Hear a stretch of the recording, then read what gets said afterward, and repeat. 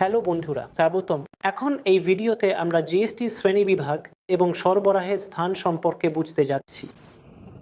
GST মোট 4 প্রকারে শ্রেণীবদ্ধ করা হয়।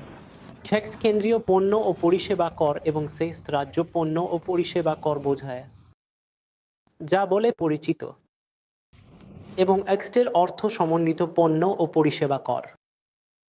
এবং শেষের একটি এর কাস্ট হল কেন্দ্রশাসিত অঞ্চল পণ্য ও পরিষেবা কর।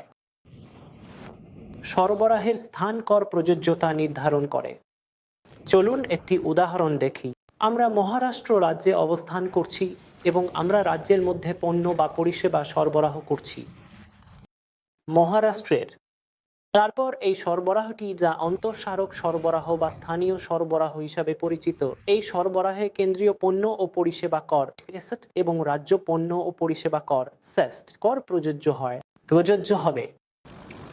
এবং দ্বিতীয় উদাহরণে আমরা মহারাষ্ট্র রাজ্যে অবস্থান করছি এবং রাজ্যে পণ্য সরবরাহ করছি কর্ণাটকের। ঠিক, পণ্য মহারাষ্ট্র থেকে কর্ণাটকে যাচ্ছে এবং এই সরবরাহটি অস্থানীয় সরবরাহ বা আন্তঃরাজ্য সরবরাহ হিসাবে পরিচিত। আন্তঃরাজ্য সরবরাহের উপর সরবরাহ, যে কোনো কর থাকুক না কেন, সেই কর সমন্বিত পণ্য ও পরিষেবা কর নামে আরোপিত এবং সংগ্রহ করা হবে। এবং চলুন একটি উদাহরণ দেখি। আমরা আন্দামান কেন্দ্রশাসিত অঞ্চলে অবস্থিত সরবরাহকারী এবং পণ্য বা পরিষেবা সরবরাহ করি।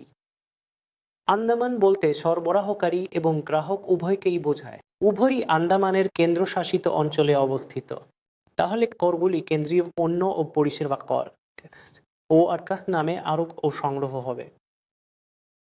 যদি সরবরাহ রাজ্যের মধ্যে ঘটে, তাহলে রাজস্ব কেন্দ্রীয় সরকার এবং রাজ্য সরকারের কাছে যায়। সম্ভবত যদি সরবরাহ কেন্দ্রশাসিত অঞ্চলের মধ্যে ঘটে, তাহলে রাজস্ব যায়।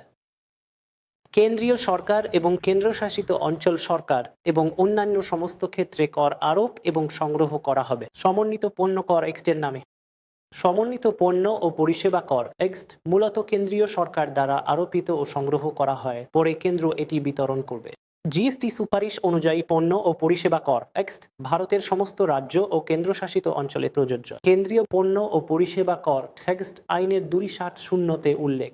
ঠিক, পরবর্তী ভিডিওতে আমরা ট্যালি অ্যাপ্লিকেশনে জিএসটি বাস্তবায়ন কিভাবে করতে হয় তা দেখব। ঠিক, ধন্যবাদ।